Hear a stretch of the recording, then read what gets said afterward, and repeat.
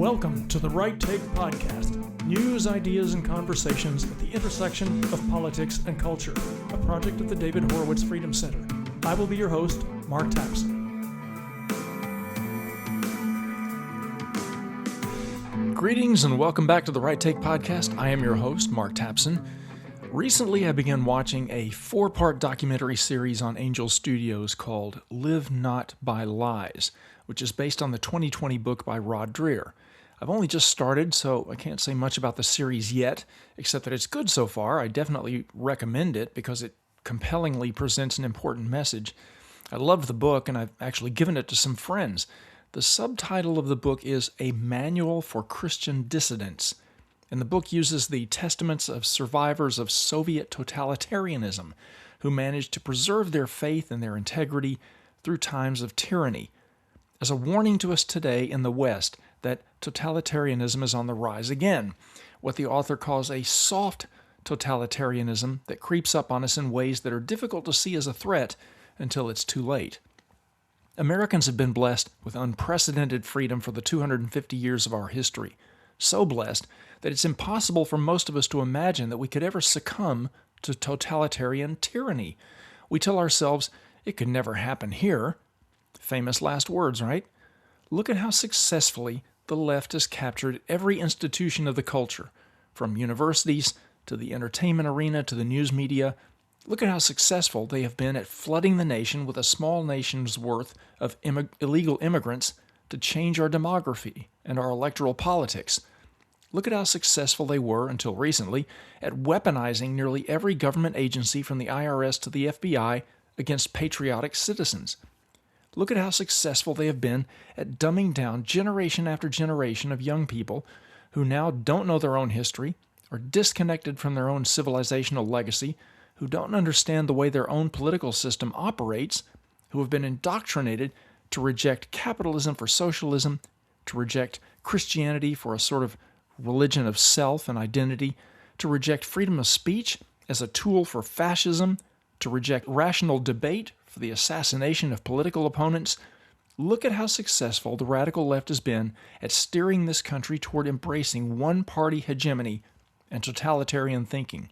Not only can it happen here, but it inevitably will happen here unless American patriots recognize the warning signs, sound the alarm, and unite to protect our freedoms, rights, and prosperity.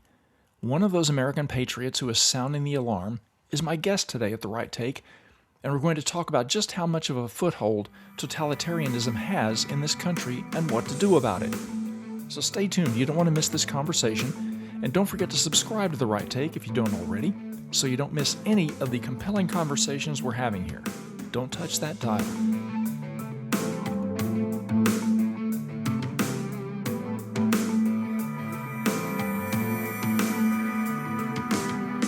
My guest today at the intersection of politics and culture is a senior fellow at the Claremont Institute, a senior visiting fellow at Hillsdale College, and professor emeritus at Assumption University.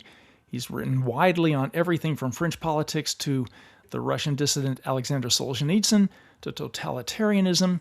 He's the author of several books, among them The Idol of Our Age, How the Religion of Humanity Subverts Christianity, which I'm looking forward to reading next, and a new one I finished recently called The Persistence of the Ideological Lie, The Totalitarian Impulse Then and Now. Daniel J. Mahoney, welcome to the Right Take Podcast. Oh, thank you very much, Mark.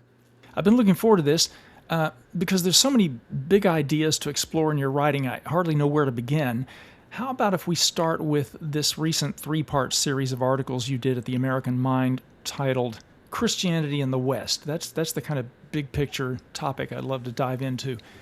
In that series, you argue that Christianity in the West stand or fall with the recovery of right reason and the moral law as understood by the great tradition. Could you explain that, please? And what inspired you to address that topic so urgently? Well, I've been addressing it for a while, and it is a subject I take up in The Idol of Our Age, which is a book about the increasing conflation and confusion of Christianity with soft compassion, a kind of humanitarian relativism, a preoccupation with the transformation of social structures rather than the deeper and abiding message of biblical religion. I think, a lot of churchmen, progressives in particular, but not just progressives, increasingly don't know that Christianity is not the religion of humanity. It is not a religion that posits mercy divorced from repentance and justice. It is a very demanding religion that demands a turning around of the soul. It respects and needs to respect authority and authoritative institutions. It's not coextensive with pacifism or, the care for the poor has nothing to do, as I'm afraid some recent popes have mistakenly asserted, with egalitarianism, Hmm. inequality in itself. I'm not talking about moral or civic inequality. I'm talking about, you know, a certain kind of social inequality is perfectly in accord with the recognition of our fundamental duties to our neighbor. So, this three-part series was initially occasioned by the death of Pope Francis, who I think embodied the tendency or temptation within progressivist Christian circles to, and I quote here the French Thomist philosopher Jacques Maritain, who, in the midst of the Second Vatican Council, wrote an autobiography called Le Paysan de la Garonne, the peasant of the Garonne, an area, province in France he was from. And he said, look, I had always encouraged a self respecting dialogue between the church and the modern world. But he said, not a capitulation. And he had a wonderful phrase in that book. He introduced a phrase called kneeling before the world, a kind of genuflection before the zeitgeist. I think that was, more often whether it was climate change or attitudes toward Islam. In the Joy of the Gospel, a 2014 apostolic letter from Pope Francis, he said, the Koran is incompatible with every kind of violence. That's just not true. St. Augustine says the church can err badly from lack of empirical information. Well, boy, Pope Leo, who I think is not Pope Francis, but doesn't seem to he seems to be a bit naive when it comes to some political matters, although I think he's much more Christ-centered than his predecessor. But he recently upheld Lebanon as a model of interreligious Yes. cooperation. The Christians have been driven out, the Maronites and others of Lebanon. The demographic transformations in the country have been quite dramatic, and the entire country has been held hostage by Hezbollah. So it takes a certain blindness, I think, not to confront those fundamental realities. And of course, in my three-part series, I look back at Pope Benedict and Pope John Paul II. They made their mistakes. I think we wouldn't have gotten Pope Francis if Pope Benedict and Pope John Paul II had not appointed so many cardinals who turned out to be less orthodox, less sensible than they Yeah. expected them to be. Francis didn't appoint anyone who wasn't in his progressivist group. But anyway, my series looks at the prospects for a recovery of a broader and deeper Catholic and Christian wisdom. I think we'll get some of that with Leo, but we'll probably get more of the same when it comes to, a little bit of the Vatican acting like the left wing party at prayer. So I wanted to dig deeper. I didn't want to just deal with current events, but I'm trying to introduce a broader readership to this conflation of Christianity with mercy without repentance, of social justice confused with socialism, of Yeah. ecumenism that is blind to the fundamental nature of Islam. I'm not talking about unremitting hostility to Islam, but realism about Islam and its different currents. And certainly to say that Islam is incompatible with every resort to violence is silly. I mean, jihad is central, and the war against the infidel is central to authentic Islam. And Muhammad's message, of course, was not to point the sword inward like Jesus. Jesus was not. There's a reason why the Muslim world conquered all of North Africa the historically Christian Middle East and Spain and made it within an hour of Paris in 732. Yes. And it wasn't an accident. It wasn't a historically contingent phenomenon, if I can put it that way. Right. You do write in the series that the church continues to present herself too much of the time as a left-of-center humanitarian NGO, which is increasingly revealing an intellectual and moral bankruptcy. Am I a bad Christian, Dan, for wishing that the church and the Pope in these times would embrace a more, let's say, militant and culturally self-confident posture in order to counter not only a hostile secular culture, but the threat posed by militant Islam? No, I mean we don't. It's not. The West is in crisis. The church is in crisis. Militant Islam is a very real phenomenon in the world. It doesn't mean that one mustn't dialogue with moderate Muslims who oppose extremism. But I love to quote the French political thinker Jean-Francois Revel, who I once heard say, "The problem with moderate Muslims is they're far too moderate with their moderation." No, it's not a time for papalatry, this illusion, the silliness that every utterance from a pope as infallible writ. If that were the case, everything that anti Catholics said about the Catholic Church would be true, that one pope could negate the historic teaching of the church. Or, the church had a long standing and admirable opposition to communist and Nazi totalitarianism. But if a pope comes along who shows a kind of indulgence toward, a weakness toward progressivist tyranny, we're not obliged as faithful Christians, in this case, faithful Catholics, to follow this ill advised path. So the Catholic Church is not about papal voluntarism. Whatever the latest pope has said is authoritative in every regard.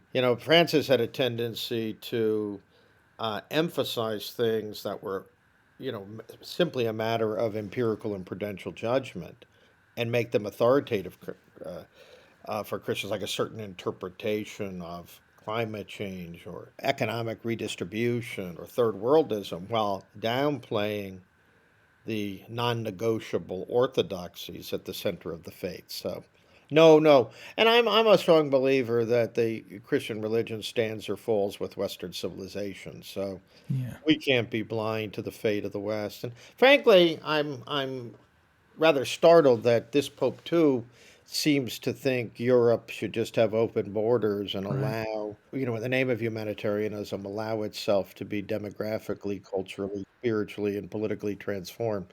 This kind of blindness to fundamental realities is a result, I think, of the conflation of Christianity and soft humanitarianism. A French friend of mine, a very distinguished scholar, Alain Besançon, liked to say, Jesus calls on us to love our enemies, which presupposes we have enemies. And C.S. Lewis, in his essay, Why I Am Not a Pacifist, even went so far as to say sometimes we've got to shoot our enemies while loving them. So uh, those are the kinds of remarks that, by the way, not shoot them in a back alley or in a bar, but in arm and in a just war. Yes. Yeah, and the church is forgotten, I think, as the great Orthodox theologian Vladimir Soloviev said at the beginning of the 20th century. There can be such a thing as an evil peace, Yes. peace of the graveyard, the peace of despotism. That doesn't mean we should be waging perpetual war, and at the service of, utopian projects to democratize the world or spread the blessings of the LGBTQ plus agenda to Arabia or to Eastern Europe. But it does mean we need to show realism about original sin, realism about the world we live in. We need to see that negotiation is not always the best solution. I think Trump has been right to pursue negotiations in a series of cases where they can lead to fruitful outcomes. But the idea that war is always a defeat, as the last few popes have said, and negotiated settlements are always possible, shows a remarkable naivete about both politics and human nature. Dan, I know that you're very familiar with Rod Dreher's book, Live Not by Lies. Should we be taking his warning to heart that Christians need to be prepared for the soft totalitarianism that we're kind of currently experiencing to intensify? As many people have pointed out in recent years, Christianity in the West is in decline, maybe even falling off a cliff. How do you see the battle royale of Christianity and politics and the culture playing out over the next, say, 10 or 20 years? Well, it's hard history is so contingent. There are things that are happening now, like the rise of anti-Semitism with the young on the pseudo right that I hardly could have imagined even a Yes. couple of years ago. So, but look, I think there are powerful forces in the culture and in our politics that are deeply and profoundly anti-Christian. They're not only anti-Christian, they're anti-Jewish, they're anti-West, they're Yeah. committed to the subversion of the moral foundations of Western and democratic civilization. We're obliged to resist them. I think what I do in my book, The Persistence of the Ideological Lie, The Totalitarian Impulse Then and Now, is I certainly recommend Rod's book in my book. I build on his warning about the ideological mendacity that is threatening us at home and abroad. Yeah. But I also, I think, try to deepen our understanding of what the ideological lie is. And I relate it to what I call Manichaeanism. Hmm. Instead of following Solzhenitsyn and others in this regard, the lie is first and foremost a denial of the drama of good and evil in each and every human soul and heart. Yeah. The ideological lie localizes evil. It's not intrinsic to fallen and imperfect man. The biblical idiom is fallen human nature. Aristotle talks about, a certain wickedness inherent in man that, Hmm. can only be overcome through self-control. I mean, I think the Christians are superior to the classics, and they realize we need God's grace for this and not just self-limitation. But self-limitation and self-knowledge are a very, very good start. So, but when you localize evil in Hitler with the Jews, or the communists with the bourgeoisie and the Christians and the exploiter class, if you think that total revolution and the total critique of society will culminate in a new man and a new society rather than giving unprecedented power to those who lack the self knowledge to recognize their own imperfection and incompleteness. And woke ideology, as I point out in the book, with its preoccupation with race, you Yeah. know, with the evils of white men, with all of this, is just another version of this ideological Manichaeanism, this ideological mendacity that goes back really to the French Revolution. One of the partisans of the French Revolution, the Count of Chambord, once said, he said, "Be my brother, or I will kill you." Yes. So much violence, so much oppression, so much persecution was committed by those who were trying to forcibly impose fraternity. One of the glories of America is when we fought a revolution to guarantee our national independence and to establish the blessings of liberty under the federal Constitution of 1787, we did not try to forcibly impose fraternity, Hmm. community. By the way, fraternity is a very good thing, but Americans did not run around calling each other citoyens, citizens, or Yes. comrades. Politically enforced brotherhood, politically Mm-mm. enforced egalitarianism is a nightmare. It is something which guarantees terror and totalitarianism and a kind of permanent social engineering of the human soul. So looking into the future, look, I think conservative-minded people or anti-woke people have always made the mistake of thinking that the latest electoral cycle will solve our problem. And by the way, not having a national administration committed to wokeness, to tyrannical transgenderism, to a sort of vaguely socialist ideology, to blindness about our friends and enemies in the world. That's a great start. Not having the bureaucratic apparatus of the state supporting the cancellation of independent minded people, not encouraging social media companies to repress, half the country that doesn't agree with the revolution that was unfolding just a few years ago.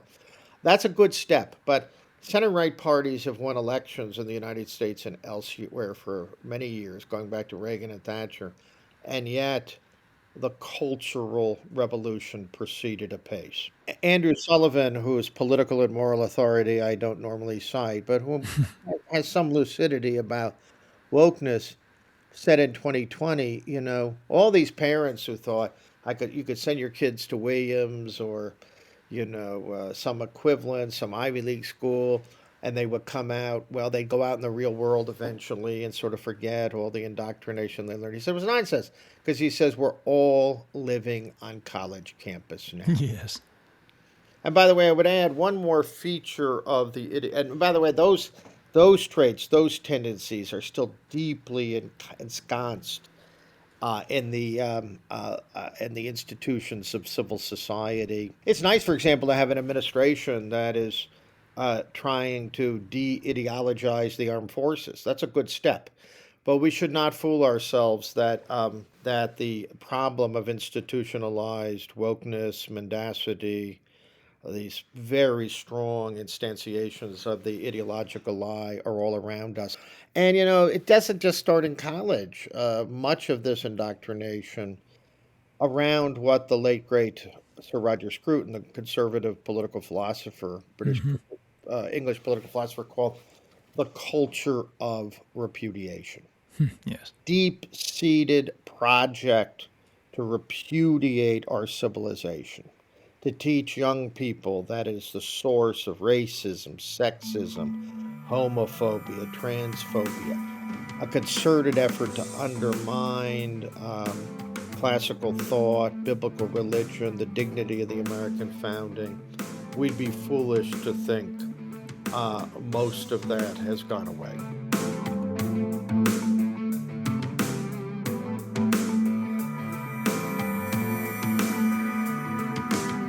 You anticipated so many of my questions just then, but let me interject here with something that seems like a basic question, but which might be really helpful for a lot of listeners to understand exactly what the word entails. What is totalitarianism, and how's it different from authoritarianism or fascism or any other similar ism? All right, I'll help the listener out with a few essential distinctions. Let's start with since we live in an era where we regularly confront what the political philosopher Leo Strauss 75 years ago called the reductio ad Hitlerum. Where you you support traditional institutions. We're on the road to Hitlerite despotism and all that. Fascism is not National Socialism. Yeah. Mussolini was not an anti Semite. Jews belonged to the fascist party. Even though Mussolini was the first 20th century leader, European leader, in a speech in 1926 and another one in 29 to talk about the need for a totalitarian state. In fact, Italian fascism was quite modest. They didn't have death camps. The secret police might pour castor oil down the throats of political dissidents, but it was not a particularly murderous regime until it came under the yoke of Hitler's Germany during World War II. And it was counterbalanced by the church and by the Italian monarchy under Victor Emmanuel. Nazism is a horse of a different color. It's an Mhm. essentially genocidal and racist ideology. Hitler's project was deeply anti Christian, deeply nihilistic, deeply committed to the extirpation of traditional wisdom and traditional institutions. We have to take seriously the socialist part of National Socialism. But Yeah. even Nazism only became fully totalitarian with the outbreak of the war. And then there was the beginning of an effort to undermine all the institutions of civil society, particularly the churches, and of course to carry out the monstrous effort of the final solution to create a Judenrein or Judenfrei Europe that led to the extermination of 5.9 to 6.1 million European Jews. Communism is a paradoxical ideology because, on the one hand, Marx and Lenin proclaim that at the end of history, eventually the state will wither away. And as Marx famously said, man will be free to hunt in the morning, fish in the afternoon, write criticism in the evening without becoming a hunter, a fisher, or a critic. But in the meantime, you needed a dictatorship of the proletarian, you needed draconian repression of the enemies of the people, you needed a hyper centralized state, you needed collective ownership of property. Marx defines communism in the second part of the Communist Manifesto as by four abolitions: the abolition of private property, the abolition of the family, the abolition of religion, and the abolition of the nation. And I would suggest that any political or ideological project that aims at those abolitions is necessarily, inherently, inescapably totalitarian. Authoritarian states are those where the state may have, or a reigning political group may have, a monopoly or a quasi monopoly on power. Contemporary Russia, there are opposition parties, but they never win the elections. But they're not totalitarian states in that the churches are generally left alone. People can publish books on different subjects. There's not full scale indoctrination. There's usually not mass violence. It's much better to live in Franco or Salazar's Spain and Portugal than in a communist totalitarian state after 1945. There was a much more rapid and immediate transition to a free political system, let's say in Spain after Franco died, because the foundations of civil society had not been destroyed by the authoritarian regime. One more final qualification: no totalitarian regime is fully totalitarian. Totalitarianism, the ambition to engineer human souls, to transform human nature, to create a new Soviet man. These are ambitions that are inherently totalitarian, but of course cannot be carried out completely. But I would argue that the aspiration for totalitarian control does an awful lot of damage, massive damage to society and human nature. Yes. It doesn't succeed in the long run, but it can.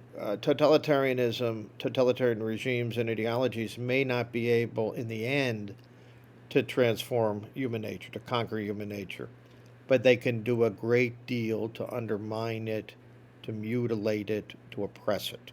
Notice the subtitle of my book, The Totalitarian Impulse Then and Now. I'm not suggesting we live in a totalitarian country. Mm-hmm. I am suggesting the totalitarian impulse is very present in contemporary life, in civil society, in institutions like the university or journalism or Hollywood or some of our political parties. And so we have to beware that the totalitarian impulse does not culminate in totalitarian politics. You have a chapter in which you talk about the lost promise of 1989, referring, of course, to the collapse of the Soviet Union. Why didn't that bury communism and this totalitarian impulse once and for all? And why does Europe's establishment, in a related question, why does Europe's establishment hate Christian conservatives and traditional patriots much more than it rejects or opposes former communists? Well, two great related questions. Well, I mean, in this country, we seem to think things happen by osmosis. We're going to have patriots without creating patriots. Yes, there's a certain natural human propensity to love your country, but you have to form patriots. You don't do that by instantiating a culture of repudiation and negation at every level of education and culture. Likewise, we had to draw lessons from the totalitarian episode, which really goes back to the Jacobins during the French Revolution. But the short 20th century, as many writers and scholars have called it, 1914 to 1989 or 91, or for the Bolshevik Revolution to the fall of the Soviet Union. We made no effort to really understand what communism was. We made no effort to understand why it necessarily culminated in criminality, negation of the human spirit, and unprecedented ideological totalitarianism. At best, we said it didn't work. Our Yeah. markets are more efficient than central planning. George Bush Sr. famously said, wouldn't be prudent to talk too much about the fall of the Berlin Wall. And some of our leading thinkers drew para-Marxist conclusions from the end of the Cold War.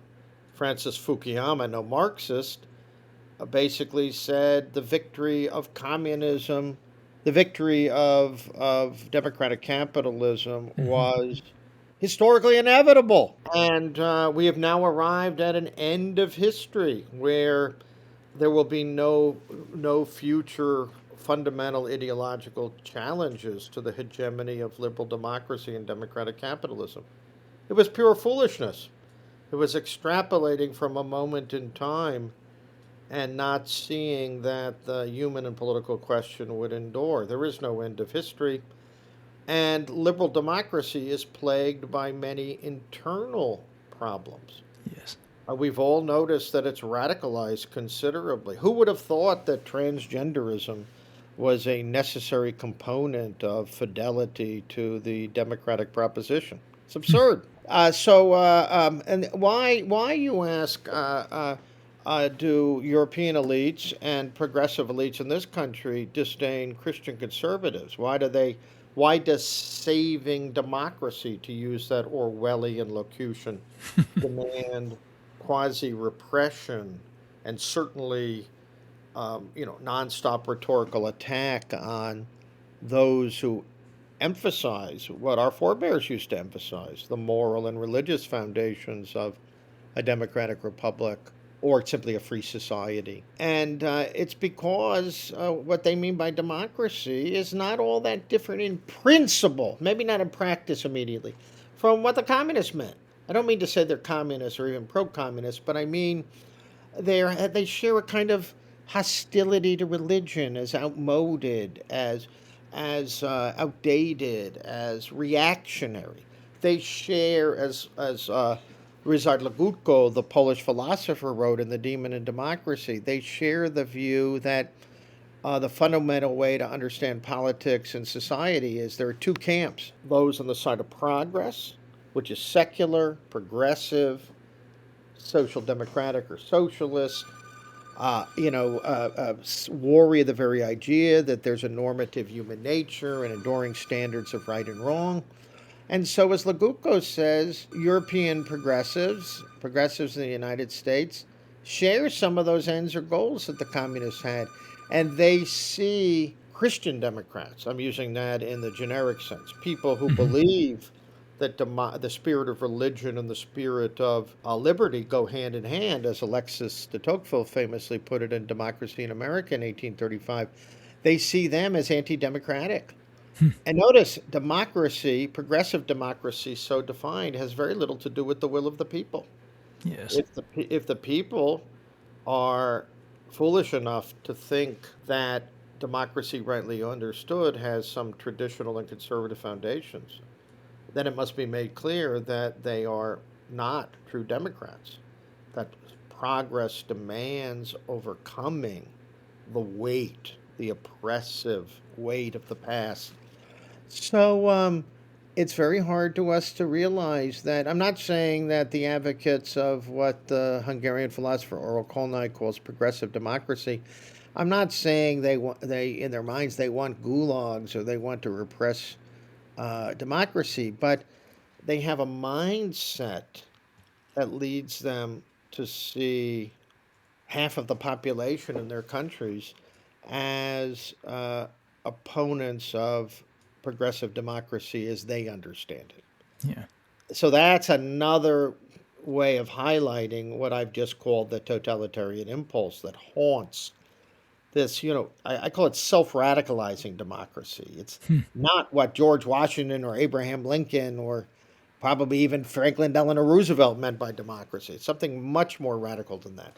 Dan, all things considered, is there reason for optimism that the West's this trajectory of decline that I brought up earlier can that be reversed?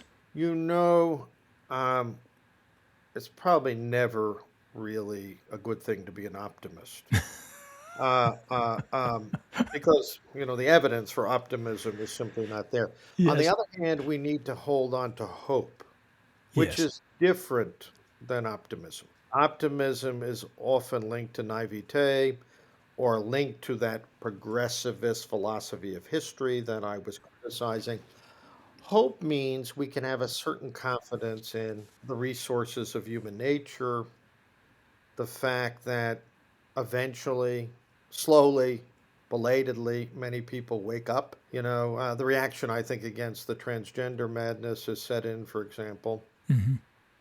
Who would have thought that J.K. Rowling would be leading the fight in the United Yes. Kingdom? But good for her. Yeah. She's quite courageous, and she's not going to be bullied by the mini totalitarians in Scotland and elsewhere, the former actors in her films, the films of her books. I do think when people live with the consequences of the ideological lie, reality has a way of kicking back in.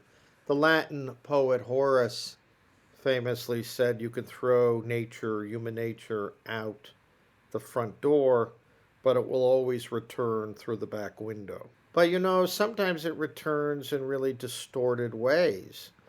The beginning of the conversation, I was talking about young men who are being radicalized by demagogic podcasters, and Hmm.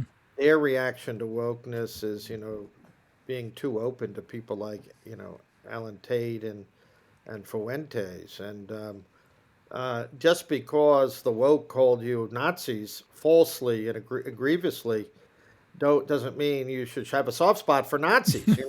Right. So we have to be very careful here. And let me add one more qualification, again, with the caveat that despair is a mortal sin and it gets in the way of the fruitful action, the thoughtful action that's necessary to overcome nihilism and tyranny. Yeah. But I would say, people like you and I use the word West still because we have a richer sense of the continuity of civilization, as Churchill called it.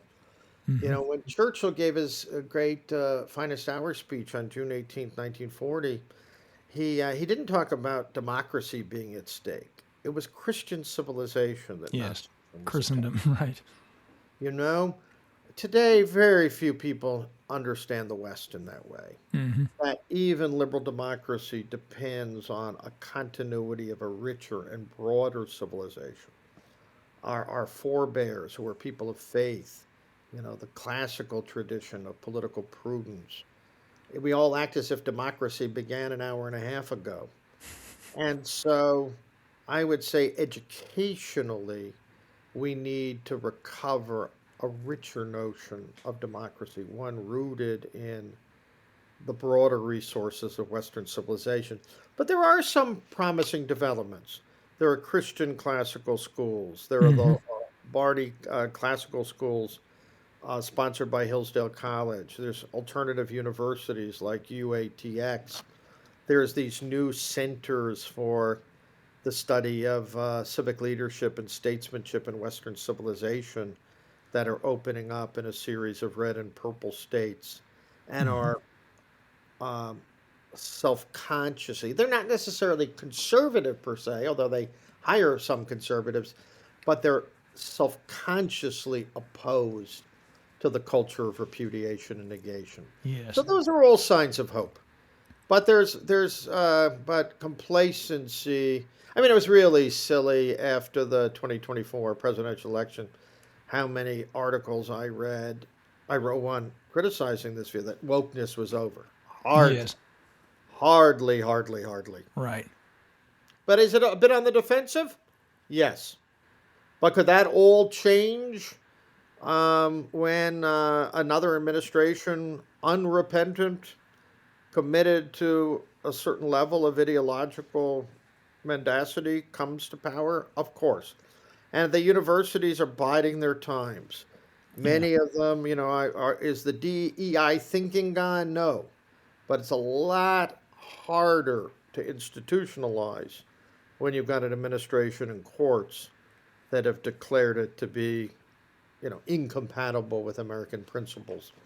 So I'm not a pessimist, and I will never be a pessimist, but I'm not a optimist because both pessimism and optimism undermine free will informed by right reason, to quote Cicero and St. Thomas Aquinas. Excellent point. What can the quote unquote average citizen do to push back against the persistence of this ideological lie and prevent a slide into tyranny here in America? I will quote Solzhenitsyn: live not by lies. You don't have to go to the top of a hill in the center of town and scream the truth, but do not repeat falsehoods. Mm-hmm. Do not send your kids to schools where they will be indoctrinated. How many conservative Christian and Jewish parents do we know who have children who have been radicalized? Mm-hmm. It's not good enough just to take your kids to church on Sunday and leave it on that. Education, paideia, has to begin in the home. There has to be a self conscious effort to give your children, your kids, a fighting chance to reject ideological lies, not to be unwittingly indoctrinated. Obviously, parents have limited control, but they ought to have some control, some influence, some be able to shape the souls of their children. One of the biggest problems we've faced in what's left of the Western world in the last generation or two, it's become increasingly difficult for decent people, people of faith and patriotism and right reason, to replicate their commitments with their children. That's got to change. And I think one has a choice, but don't repeat things you don't believe. Don't go along with the crowd. And everyone of every generation listen to good podcasts like this. I listen to a lot of good podcasts, but do not become a slave to the gadgets. Read, read, read, read the classics. Read good magazines like in the old days. Yep. Read good websites, but do not become a slave of TikTok or Facebook or Yes. any of these things that drive out deeper civic and civilizational reflection. Well, I'm totally on board with every one of those suggestions. Um, Dan, what are you working on now? And also, how can people keep up with your work online? I write for every issue of the Claremont Review books. I have a big piece in the new double 25th anniversary issue out in December 17th on James Burnham, Hmm. the conservative philosopher and strategist, former editor of National Review in the old days. I write a lot for the New Criterion. I write at least once a month for the American Mind. I occasionally review and write for Civitas Outlook and Law and Liberty. I have Christmas book recommendations out today at the Claremont Review of Books online. Oh, good. I'm doing my Christmas book recommendations by Wednesday afternoon for Catholic World Report. So I'm all over the place. I'm finishing two books. One is on Solzhenitsyn's two masterworks, the Gulag Archipelago, the greatest spiritually significant anti-totalitarian classic of the 20th century. Yep. A book not only about the evils of totalitarianism, but about what we need to do to preserve and elevate the human soul. His book on the Red Wheel, how Russia turned to totalitarianism in the first place. But I have another book that is a portrait of 15 thinkers who can provide guidance, mainly from the 20th and 21st century, who can provide, you might say, inspiration, thought, material for resistance to the distortions in our culture, to spiritual ideological mendacity. Some people will be very familiar with, some they'll be less familiar with. But it's a kind of guidebook to the deep thought that can sustain decent politics and the life of the spirit. My Solzhenitsyn book it's a phrase from the Gulag, the sparks of the spirit. Ah, We need to keep the sparks of the spirit alive. yeah, very interesting. I look forward to both of those. Yeah, I'm a Yeah, busy man. yeah, I'm a book writer. I've done 14, including my edited volumes. And one thing I think writing helps me think. hmm Writing books is a way of engaging these kind of questions at a deeper level. So I'll do it as long as there's some energy and breath left in me. Excellent. Daniel Mahoney, thanks so much for coming to The Right Take, and keep up the great work. Thank you, Mark. Really fun to do this. And thank you, listeners, for tuning in. Don't forget to subscribe to The Right Take if you haven't already, and if you like what you hear, please leave that positive review. Be seeing you.